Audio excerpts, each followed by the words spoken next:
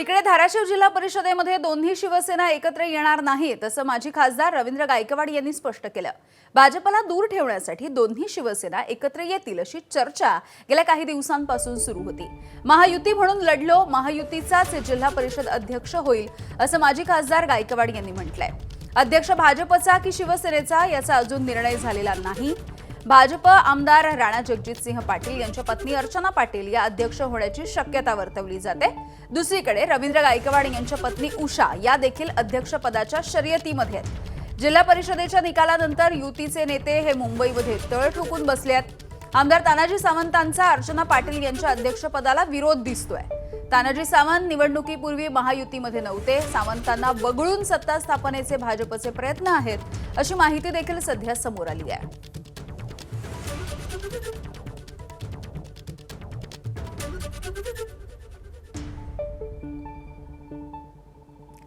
तर धाराशिव जिल्हा परिषदेचा निकाल लागला तेव्हाची ही स्थिती आपण बघतोय। एकूण 55 जागा आहेत आणि बहुमत आहे 28 चं।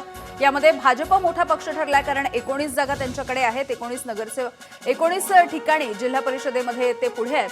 काँग्रेस 3, राष्ट्रवादी 6, शिवसेना 15, उद्धव बाळासाहेब ठाकरेंची शिवसेना 7, सपा 1 आणि अपक्ष 4 असं सध्याचं तिथलं पक्षीय बलाबल आहे।